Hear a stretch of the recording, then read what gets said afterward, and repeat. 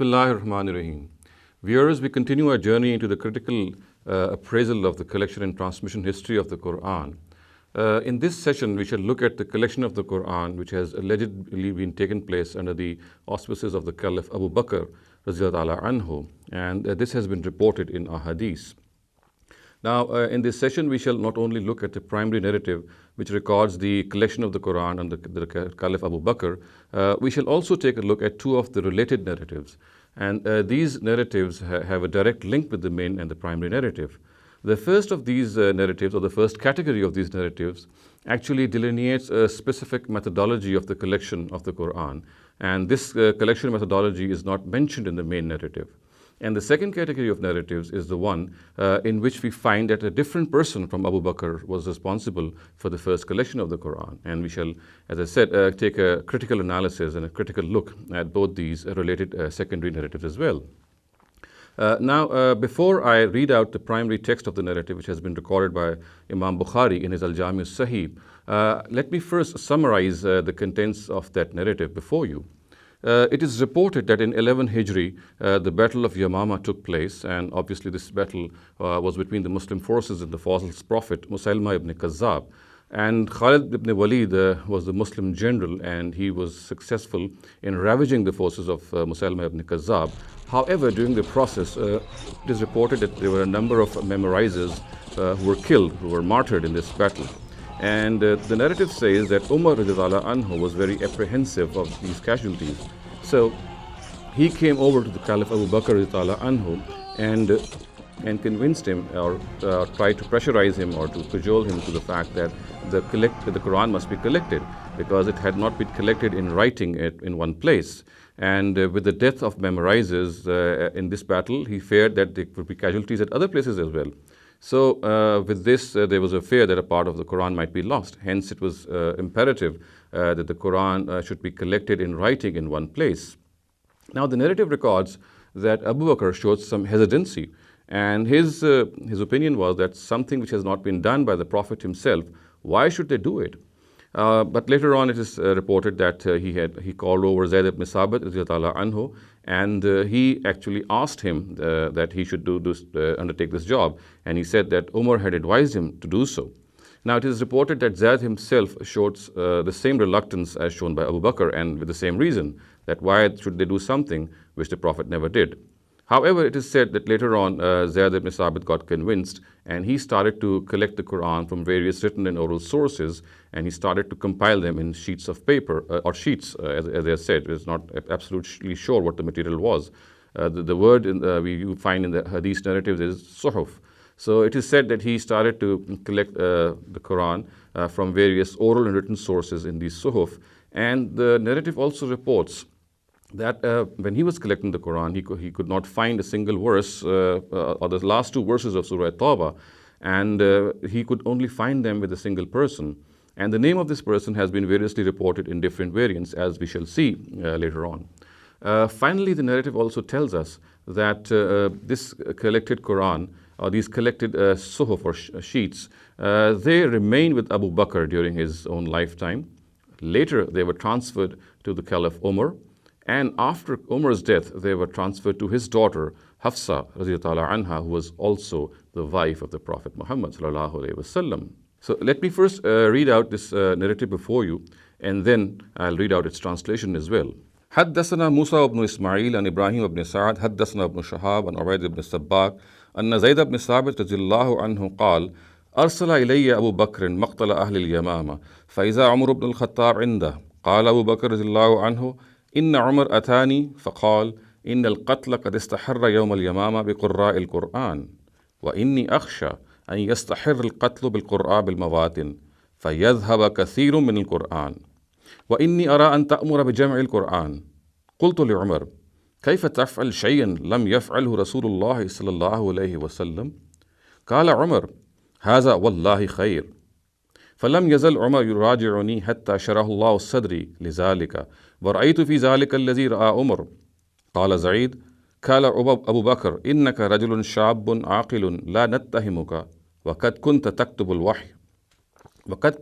الوحي لرسول الله صلى الله عليه وسلم فتتبع القرآن فاجمعه فوالله لو كلفوني نقل جبل من الجبال ما كان أثقل علي مما أمرني به من جمع القرآن. قلت كيف تفعلون شيئا لم يفعله رسول الله صلى الله عليه وسلم؟ قال هو والله خير. فلم يزل أبو بكر يراجعني حتى شرح الله صدري للذي شرح له صدر أبي بكر وعمر رضي الله عنهما. فتتبعت القرآن أجمعه من العصب واللخاف وصدور الرجال حتى وجدت آخر سورة التوبة مع أبي خزيمة الأنصاري لم أجدها مع أحد غيره. لقد جاءكم رسول من أنفسكم عزيز عليكم ما عنتم حتى خاتمة براء فكانت الصحف عند أبي بكر حتى توفاه الله ثم عند عمر حياته ثم عند حفصة بنت عمر رضي الله عنه. Let me now read out the translation of this narrative before you. Zayd ibn Sabit al-Ansari narrated, and I'm skipping the chain of transmission in my translation. Abu Bakr sent for me at the time of the casualties among the warriors of the Battle of Yamama. Umar was present with Abu Bakr, who said, Umar has come to me and said, the Qurra have suffered heavy casualties during the battle with the people of Yamama, and I am afraid that there will be some casualties among the Qurra at other places, whereby a large part of the Quran may be lost. And I am of the opinion that you should order for its collection. I asked Umar, how can I do something which God's messenger has not done? Umar said to me, by God, it is really a good thing. So Umar kept on trying to persuade me to accept his proposal till God opened my bosom for it, and I had the same opinion as Umar's. Abu Bakr said to me, you are a wise young man, and we do not suspect you of any bad trait in your character. And you used to write the divine revelation for God's messenger. Therefore look for the Quran and collect it. By God, if Abu Bakr had ordered me to shift one of the mountains from its place, it would not have been harder for me than what he had ordered me concerning the collection of the Quran. I said to both of them, how can you do a thing which the Prophet has not done? Abu Bakr said, by God, it is really a good thing. So he kept on pressing me about it until God opened my bosom for that for which he had opened the bosoms of Abu Bakr and Umar. Then I started locating the Quranic material, collecting it from the bark of palm trees, scapular bones, and from the memories of men. I found with Abu Khuzaymah al-Ansari the last part of Surah Tawbah, which I had not found with anybody else, and it was, لَقَدْ جَاءَكُمْ رَسُولٌ مِّنْ أَنفُسِكُمْ عَزِيزٌ عَلَيْهِ مَا عَنِتُّمْ, meaning, indeed, there has come to you a messenger from among yourselves. It grieves him that you should be in difficulty. To the end of the surah. These suhuf remained with Abu Bakr till his death, then with Umar till his death, and then with Hafsa, Umar's daughter. So, viewers, you have just heard the text of this narrative as Imam Bukhari has recorded in his Al-Jami al-Sahih, as well as its translation. And I had already summarized the contents of the narrative before you. The purpose of reading out the text and translation was just to lead credence to whatever I had summarized earlier. Now, we shall now critically analyze the text and the chain of narration of this narrative. And the methodology that we shall adopt in this regard is that we shall take a look at some of the criticisms which our contemporary or past scholars have presented both on the text and on the chain of narration of this narrative. And then, if I have to add something to that criticism, or maybe in the form of corroborating it or in the form of even rejecting it, I'll do so after I present each point of criticism by each of these authorities. So let me start off by critically analyzing the text or the matan of the narrative. And the first criticism that I shall present before you has in fact been presented by Tamanna Imadi, a contemporary scholar of the subcontinent. And he says that the way this narrative has been recorded shows that the whole event of the collection of the Quran, as it has been linked up with the Battle of Yamama, is highly improbable. He says it is highly improbable that this event took place. And for this, he points out the fact that the feeble nature of this transmission, or the feeble way in which this transmission has taken place, or this narrative, shows clearly that this event never took place, in his opinion. For this, he says that the most important thing that we need to find out and we need to see is that it was Zayd ibn Sabit, radiyallahu anhu, who is the only reporter or the only narrator who has reported this whole story or this whole account of the collection of the Quran. There is not a single person other than Zayd ibn Sabit who has recorded this story the way we find it in Bukhari and some of the other collections. So therefore he says that this is something very strange in which there are a number of people involved, and we find that there's just one person who is reporting this. Now Tamanna even goes further. He says that not only is this narrative recorded by a single individual, we even find that in the next step of the chain of narration, there is just one person who recorded, and he is Ubayd ibn Sabbaq. And beyond Ubayd ibn Sabbaq as well, the third person, who is Ibn Shihab Zuhri, he is also the sole narrator. And obviously after Ibn Shihab Zuhri, the narrative proliferated. But in the first three steps of its transmission, we find single individuals reporting it. Now, although Tamanna is not technically used a word or the term, but we know that in religious parlance, such a narrative is called a gharib narrative. And let me read out the definition of a gharib narrative from the Muqaddimah of Ibn Salah, and we will come to know that a gharib narrative, although is something acceptable, however, in certain circumstances, it stands questionable. So Ibn Salah in his Muqaddimah has recorded the definition of this gharib narrative, and he says, غريب متنا وإسنادا وهو الحديث الذي تفرد برواية متنه راو واحد, which means it is a narrative which has been recorded, whose text has been reported by a single individual. So this is what the Muqaddimah of Ibn Salah says.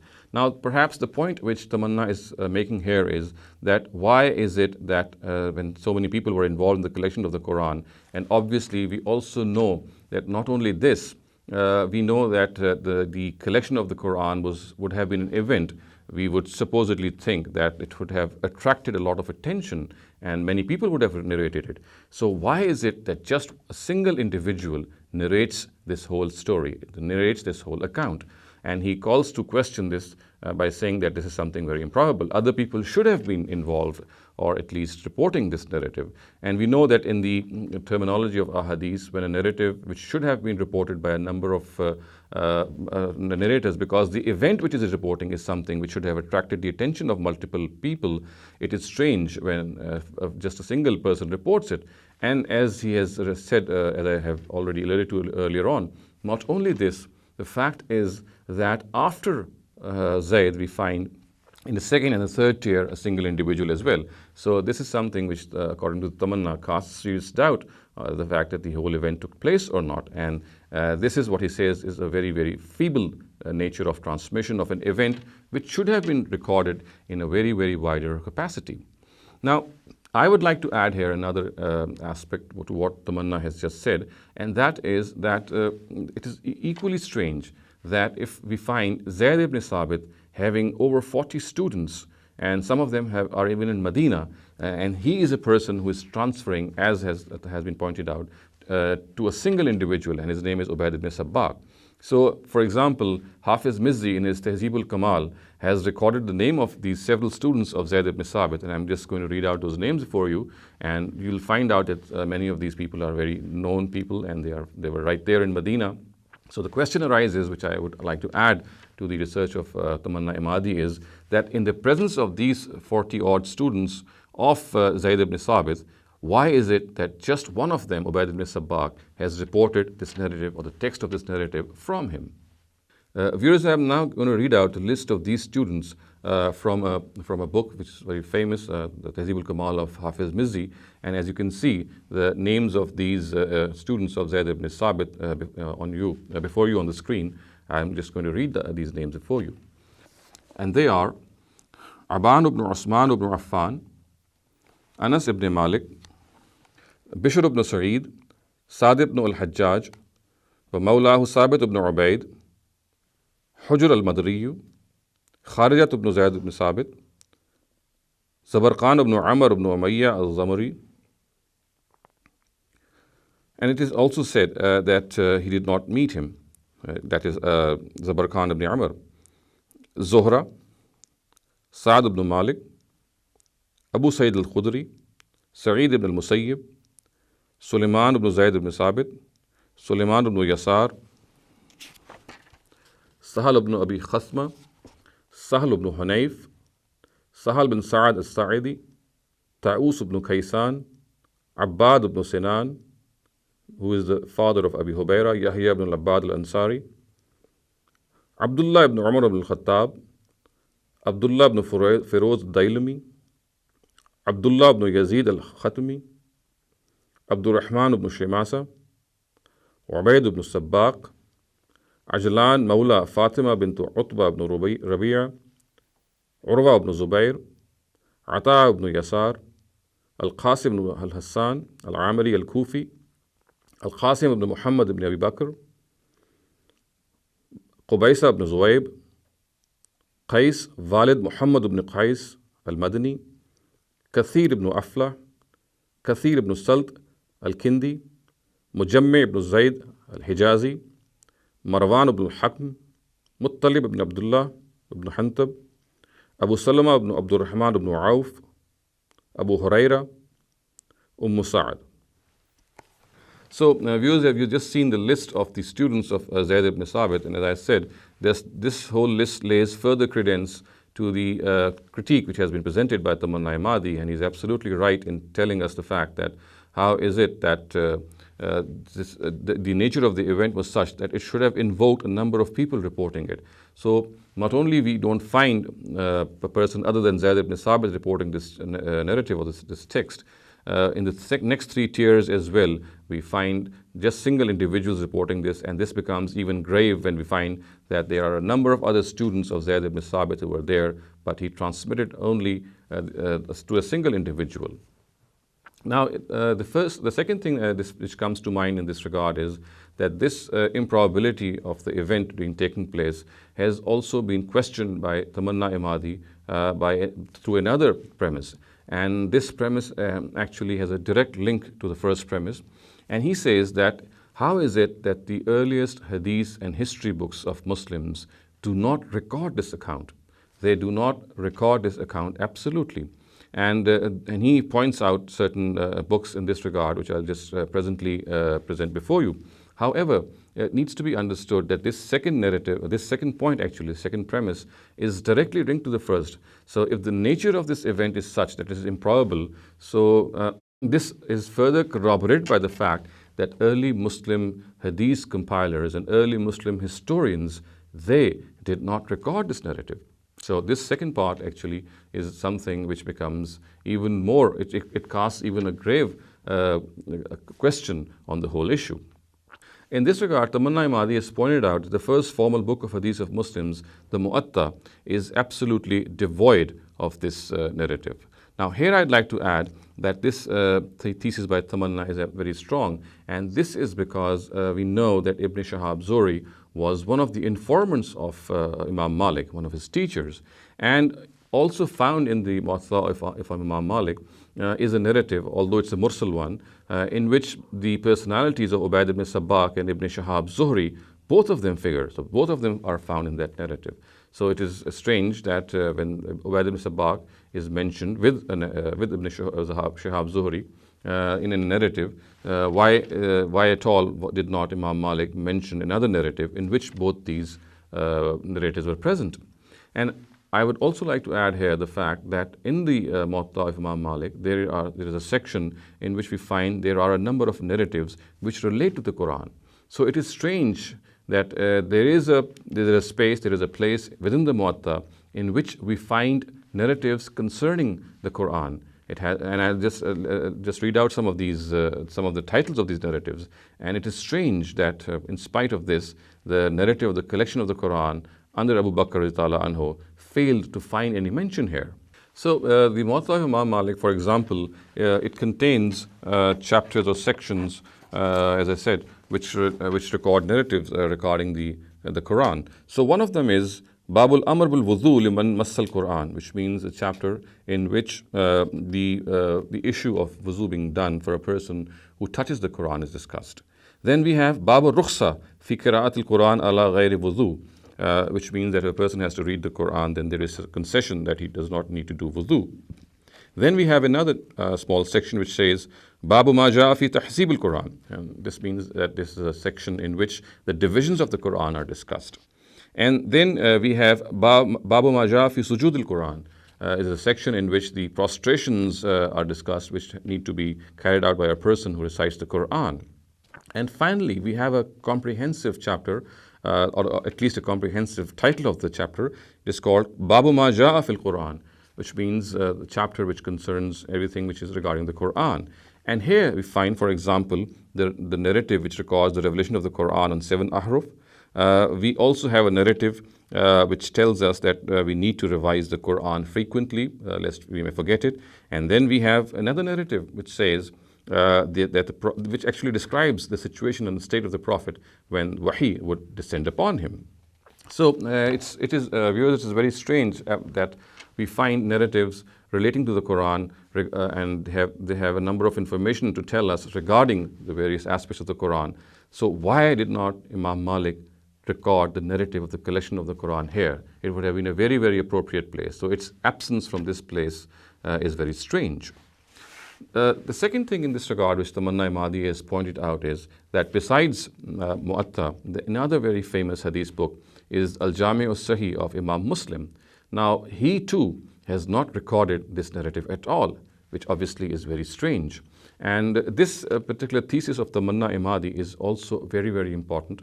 And I'd like to add here, this is important because we know that Imam Muslim was actually a student of Imam Bukhari. And his conditions of accepting a narrative were very lenient. And we also know that there are a number of narratives in the Sahih, in the Jami' al-Sahih of Imam Muslim, in which we find Ibn Shahab Zuhri present. And there is also a section in his Al-Jami' al-Sahih in which he has recorded various narratives regarding the Quran. So this section in Al-Jami' al-Sahih is called Fazail al-Quran wa ma yata'allaqu bihi, which means the blessings of the Quran and what is related to it. Thus, for example, in this section, we find narratives which depict the need for constant revision of the Quran. We find narratives that say the reading the Quran in a melodious voice. We find a narrative which says that the Prophet was reading Surah Fath on the day Mecca was conquered. We find that the Prophet was divinely directed to read out the Quran to Ubay ibn Ka'b radhiyallahu anhu. We have another narrative which says Abdullah ibn Masud radhiyallahu anhu recited the Quran to the Prophet Muhammad sallallahu alayhi wasallam. So, viewers, this is something very strange, that in spite of the fact that Imam Muslim is citing various narratives regarding the Quran in his book, but we find no mention of the collection of the Quran in his book. So this is the first thing which Tamanna has posited regarding the absence of this narrative in the early hadith works of Muslims. The second thing in this regard, he has pointed out that not only these early Muslim hadith books are devoid of any mention of this collection of the Quran narrative, he says that this narrative or this account is also absent in the earliest history books of the Muslims. And although some of them are not as early as we would imagine, but the thing that the first book that he cites is that of Tabri, Imam Tabri's Tariq, or his history. And he says that this narrative is not present there. He also says that this narrative is not present in Ibn al-Asir's Al-Kamil fi Tariq. And finally, he says that although this narrative is present in the Tariq of Ibn Khaldun, however, it is not present at its proper place. It is not present in its chronological place when it should have been there. It has been mentioned much later, where Ibn Khaldun has actually discussed the collection of the Quran in the times of the Caliph Osman. And it is there that this narrative has been, according to him, inserted, because perhaps people wanted to have this connection made between the copies which Osman had made in his times.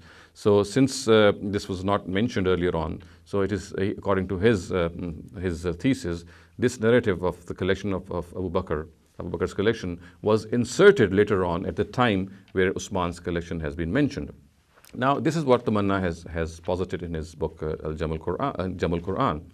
Now, I would like to point out here that the elapse or the absence of this narrative in Imam Tabri's history or his Tariq is a very, very notable thing. It's a very weighty criticism which Tamanna Imadi has pointed out, and it is something which needs to be noted. And however, as far as Tamanna's contention is concerned, that this narrative was not found in Ibn al-Asir's Al-Kamil fi Tariq, then I'm afraid Tamanna Imadi is wrong here. he has not probably missed out the fact that there is a place in Ibn al-Asir's Al-Kamil fi Tarikh where this narrative is present. So therefore, this contention of his cannot be regarded with any veracity. However, what perhaps may go in favor of Tamanna is the fact that this book, we know Ibn Asir lived in the 7th century, so or the 6th century. So this is a later Muslim book, and it cannot be regarded as one of the earliest works of Muslim history. Now, in this regard, what needs to be understood is that Tamanna Imadi has pointed out, obviously, one of the things that he's pointed out is that Ibn Khaldun's history is also devoid of this narrative, at least at its proper place. Said that this could be, although it could be a weighty criticism, however, it is not as much tenable or as much of importance as one would think, because again, Ibn Khaldun's history is one of the later histories, and again, this could be a insertion for many other reasons as well, which are contrary to the ones which Tamanna has pointed out. However, the weight which Tamanna's criticism carry is that this narrative is absolutely devoid, is not found in Tabri's Tarikh. And Tabriz, we know, is one of the earliest Muslim historians. So as far as Tamanna's pointing out of the fact is concerned that the earliest hadith work, the earliest Muslim work of history, one of the earliest works is devoid of this mention, he is absolutely right here, and I would like to corroborate his inference. Now, I would like to add certain other things here. And they are that besides Tabri, we find there are at least 2 historians who lived before Tabri. And one of them is Ibn Sa'd. Obviously, his Tabqat is a very famous history book, and in fact, one of the most premier history books, which predates Tabri's Tarikh. And the other is Al-Ma'arif of Ibn Qutayba. Now, both these books are basically biographical accounts of various personnel of Muslim history, and they are stacked in tabaqat, or various chronological tiers in which these people lived. And it is very strange that both these books, Al-Ma'arif of Ibn Qutayba and At-Tabaqat al-Kubra of Ibn Sa'd, both of them are absolutely devoid of any mention of the involvement of these 4 main characters which figure in this narrative. Now we have Abu Bakr there, anhu, we have Umar anhu, we have Zayd ibn Sabit anhu, we have Hafsa anha. So at least these 4 people, they are present, and we have the biographical information of these 4 individuals in these books, in both these books. And lo and behold, we find that none of these biographical accounts contain any information or any sort of even any hint that these 4 personnel had any role in the collection of the Quran. And what I'm now going to do is, I'm not going to confine myself to just mere claims. I'm going to read out the important aspects of the biographical accounts of these 4 personalities from both these books. And you can see for yourself that there are a number of details which are mentioned by the authors, and these details are at times very trivial, and at times they're important. But common sense says that had these individuals and had any role in the collection of the Quran, then this particular aspect should have been mentioned in their particular biographical accounts. So the question is, why was it not mentioned? So just to give you some idea of what these biographical accounts contain, so viewers, let me summarize the biographical account of Abu Bakr anhu from the Tabaqat al-Kubra of Ibn Sa'd. Thus, for example, we find that in the biographical note on him in his Tabaqat, of course, the Tabaqat of Ibn Sa'd, this begins with why Abu Bakr was called Atiq. We know his name was Atiq. This note also describes that he was the first to embrace faith and was 40 years old at that time, and that he traveled with the Prophet Muhammad sallallahu alaihi wasallam in his journey of migration, in his journey of hijrah. Abu Bakr accompanied him.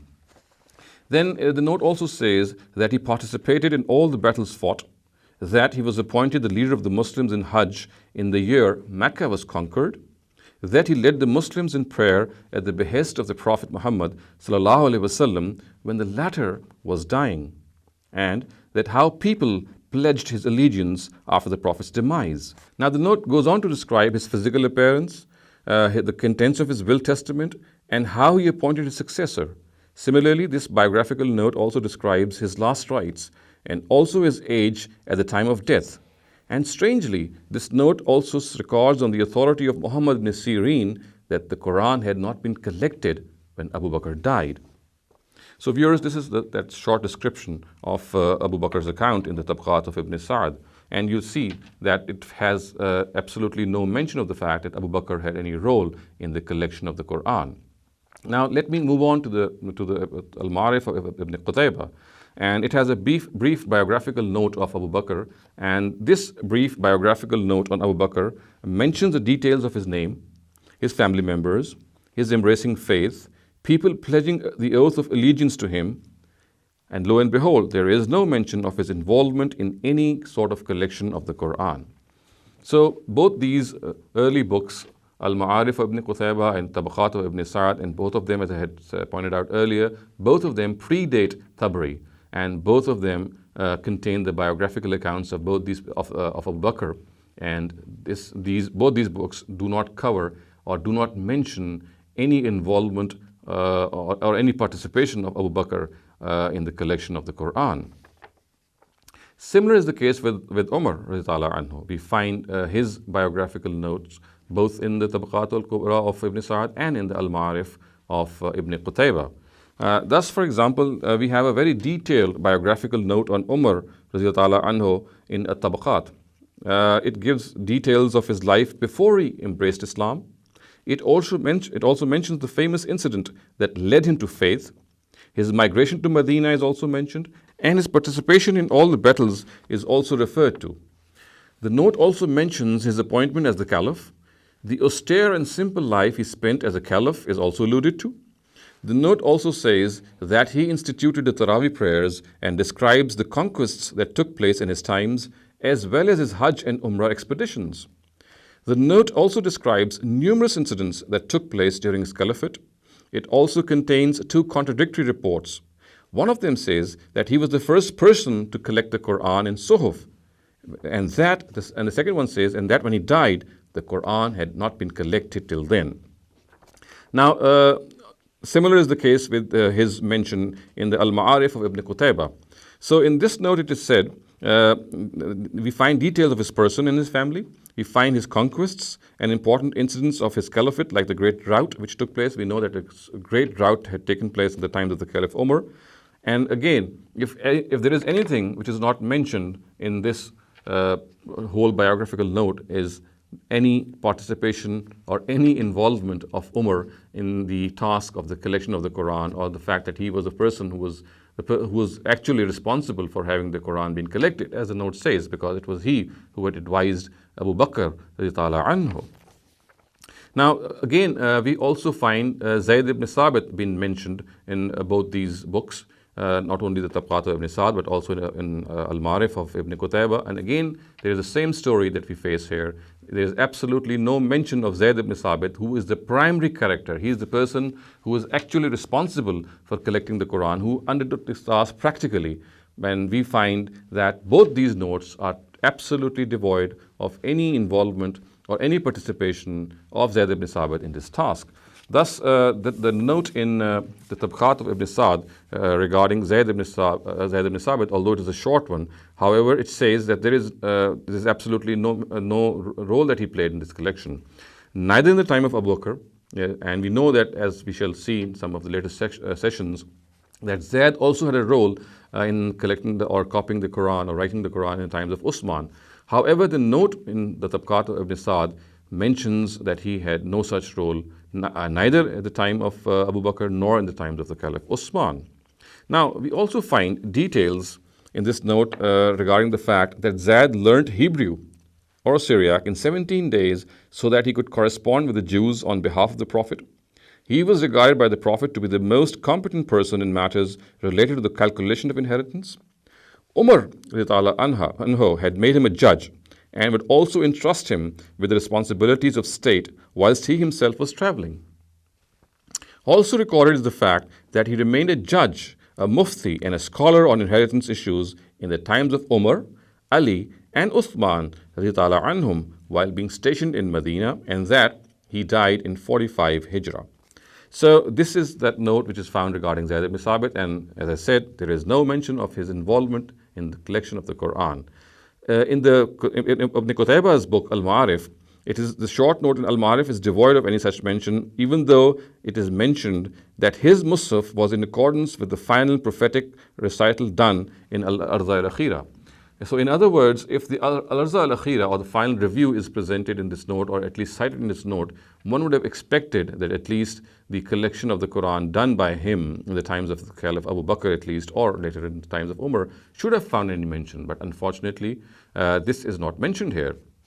Absolutely similar is the case with the biographical notes of Hafsa radiyallahu anha, both in the Tabqat of Ibn Sa'd and in the Al-Ma'arif of Ibn Qutayba. They are not mentioned at all.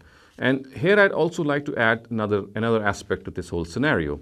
So besides the fact that all these four personalities, their biographical notes are absolutely devoid, they do not have any mention of the fact that these four personalities were involved in any way in collecting the Quran. So not only it's the fact that Ibn Qutayba's history is devoid of any mention, not only Tabri's history is devoid of any mention, there are some other books as well which are of the same era and of the same period, and they too do not contain any such collection story or any such collection tale. And they are, thus for example, we find the Tarikh of Khalifa ibn Khayyat. We know that Khalifa ibn Khayyat died in 240 Hijrah. So his book also does not contain this collection account. Similarly, the Tarikh of Al-Madinah by Umar ibn Shabba, who died in 262 Hijrah, that book also is devoid of any mention. And finally, the Akhbar Makkah by Muhammad ibn Ishaq al-Faqihi, who died in 275 Hijrah, that book too is devoid of any mention. Here I'd also like to point out one thing which needs to be actually gauged as well, because it would be a downright injustice if I don't allude to it. And that is that we find a historian, Ibn al-Jawzi, in his Al-Muntazim fil Buluk. We know that it's a book on history. So Al-Muntazim refers to the fact that there is this narrative which is cited on the authority of Ibn Sa'd. So the whole narrative with slightly different details is cited by Al-Muntazim, and he attributes it to Ibn Sa'd. So the question arises that the extant versions of Tabqat Ibn Sa'd, as I've alluded to, they have absolutely no mention of this narrative. So why is it that Al-Muntazim of Ibn al-Jawzi narrates or cites this narrative? Obviously, this could have a number of scenarios. One of them could be that the extant work of Ibn Sa'd that we have today does not contain everything which was transmitted by Ibn Sa'd. And the other thing is that there could be some other books which have not have reached us, and those particular books would have that narrative. But the bottom line is that if this is the fact, then would it not challenge the fact, what I've just said? Would it not say that this narrative was actually present? Since I've just cited these biographical notes before you, which say clearly that Ibn Sa'd's book is devoid of this narrative. However, a later authority of the caliber of Ibn al-Jawzi, who has lived in the 6th century, he is ascribing this narrative to Ibn Sa'd and also narrating it. So why should not this whole premise challenge what I've just said? So my answer to this would be no, it does not challenge, because even if we think that this narrative was there, it was found in Tabqat of Ibn Sa'd, we find that actually Ibn al-Jawzi has reported this narrative on the authority of al-Waqidi. Muhammad bin Umar al-Waqidi, we know, is an absolutely unreliable person, an absolutely suspect narrator. It is from him that this narrative has been ascribed. It is known that Ibn Sa'd has actually recorded this narrative from his teacher, Muhammad bin Umar al-Waqidi, and we know that Ibn Sa'd is his student. So in the presence of the personality of Muhammad bin Umar al-Waqidi, who is reported to be an extremely suspect narrator, as we shall later find out during the course of other sessions, so even if this narrative is found in the Tabqat of Ibn Sa'd, since it is in this particular recording, we know that Muhammad bin Umar al-Waqidi is present. We therefore cannot regard this to be a reliable transmission. So viewers, all in all, in this session we have seen that the first point of criticism which has been raised by Tamanna Imadi is that it is highly improbable this whole event took place. And let me just summarize what Tamanna has said and also link up his premises. So Tamanna has said that in the presence of the fact that this narrative should have been reported by many people, given the gravity of the event, why was it reported by a single person? And not only that, but in the next two tiers of its transmission, we find single people. So this we have seen. And he further links up to the fact that such is the feeble nature of this transmission that we find that this narrative is not found in some of the earlier works of Muslim hadith and history. And he has referred to those works, although I have pointed out to some discrepancies in what he has said. But I have endeavored to show that by and large his premise is absolutely true, because one of the earliest works, or two of the earliest works which predate Tabri, and one of them is the Tabqat of Ibn Sa'd and the other is Al-Ma'arif of Ibn Qutayba, they too are absolutely devoid of any mention. And if we even concede that Ibn al-Jawzi has pointed out this mention in Ibn Sa'd, then that too cannot be regarded as tenable, because it contains the suspect personality of Muhammad ibn Umar al-Waqidi. So viewers, in the next session, we shall take up some of the other critical points which have been raised by various authorities vis-a-vis the text of the narrative, and then later on some of the other points which have been raised by them on the chain of its narration.